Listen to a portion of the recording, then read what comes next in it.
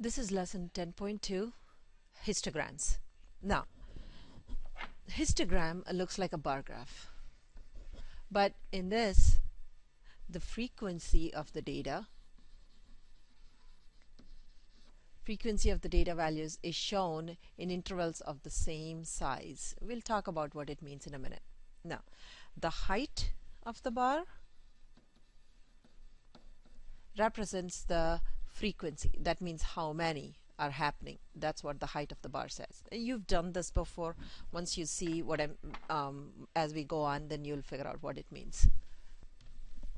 Okay, let's take a look at this. Now, if you look, this piece is not in your paper. I just wanted to show you that this is how a bar graph looks. See how this, the bars are separated out? This is how a bar graph looks. And same thing here, same thing in this graph also. And then these are words against numbers. That's how you make a bar graph. Words against numbers. You've done this, or you know this from your 6th grade science. Now, if you look in the bottom, this is a histogram. In a histogram, the bars are attached, and I want you to pay close attention to this, because in 7th grade science you'll be asked to make a bar graph, and I don't want you to make this in 7th grade. So in a histogram, these bars are attached to each other, so that's your biggest clue. And if you look in the bottom here, this 1 to 3, 4 to 6, 7 to 9, and in the other one 10 to 19, 20 to 29, 30 to 39, these are called intervals. If you look at these intervals, you will notice that the numbers do not overlap. So 1 to 3, and then we start at 4, go up to 6, and then start at 7, go up to 9, and then start at 10 and go up to 12, so on and so forth. Same way here in this one, where you're starting at 10, going up to 19, and then starting at 20, going up to 29. So they don't overlap, but it is a continuation. Also, this interval is exactly the same size. Like 1 to 3, it's a size of 3. 4 to 6, 4, 5, 6, 3. 7 to 9, 7, 8, 9, again 3. So on and so forth. In this case, if you see 10 to 19. So 10 to 19, 10. 20 to 29, same thing, 10. Again 30 to 39, 10. So it goes in the same size and does not overlap. That is one of the biggest things you need to know, that the intervals don't overlap and that they are the same size. That's why your bars are going to be the same width, not the height, but the bars are going to be the same width because of that reason. Okay. The other thing is that this height of the bar tells you the frequency. So in this case, in the first one, number of laps, this bar tells you that there are 11 laps here, so on and so forth. Okay, now let's move to the data table that they give you to make the histogram.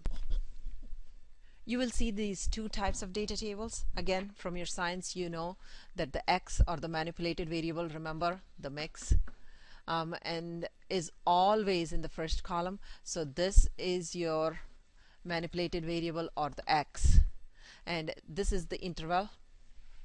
And sometimes the data table could be top and bottom. So the top one in this case is your x and the bottom is the y. So that is how you need to figure out which one is the x and which one is the y on the graph. Okay, now let's go ahead and make the actual histogram. To make a histogram, first label the graph. This is one of the most important things. If your graph is not labeled, then there's really no meaning to that graph. The second step is to draw a bar to represent each level. So first we are labeling, including the x and y, and then drawing a bar. And if there is no data for that interval, we are not making the bar.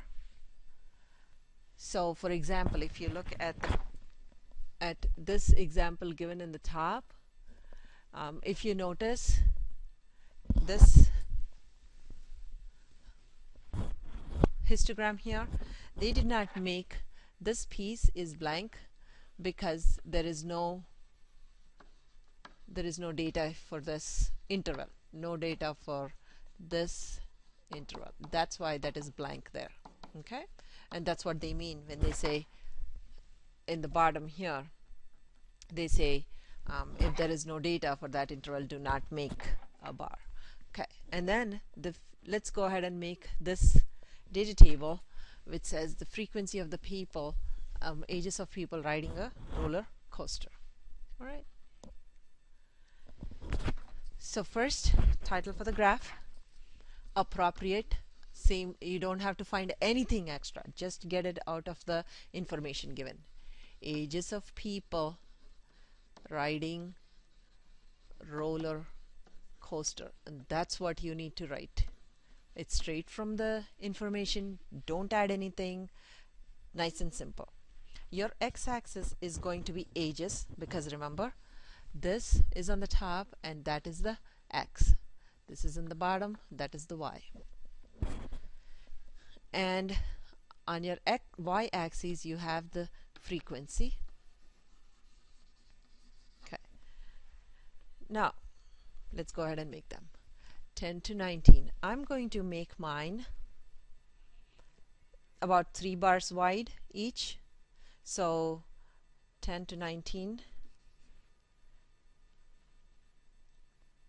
1, 2, 3. And remember, they have to be together. So 20 to 29. And then 30 to 39. And then 40 to 49. And 50 to 59. On this side, I'm going to always start with 0. I'm going to go up. Instead of once, I'm just going to put 2, but each of these is going to be 1. So 2, 4, 6, 8, 10, 12, 14, 16. All right, let's go ahead and make the graph. 10 to 19, there are 16.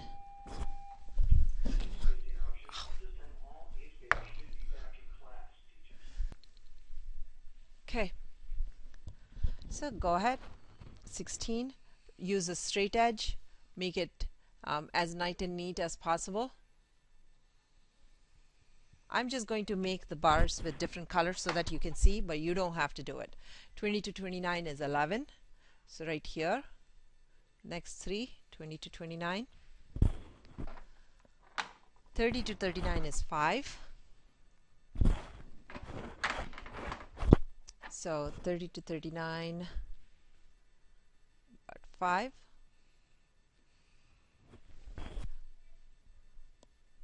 And 40 to 49 is 2.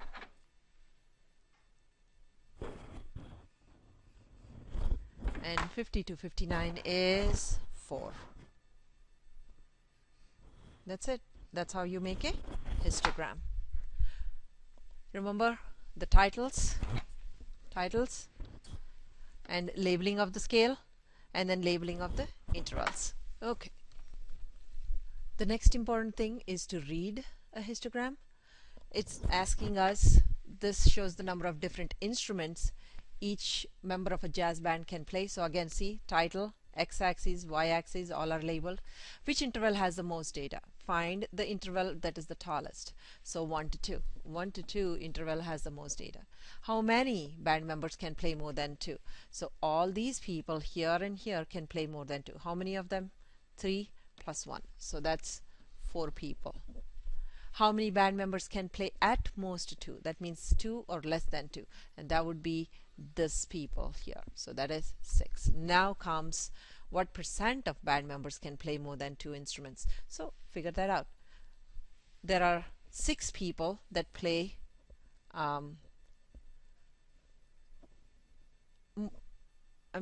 there are 4 people that play more than 2 instruments out of a total of 6 plus 3 plus 1, that is 10 people.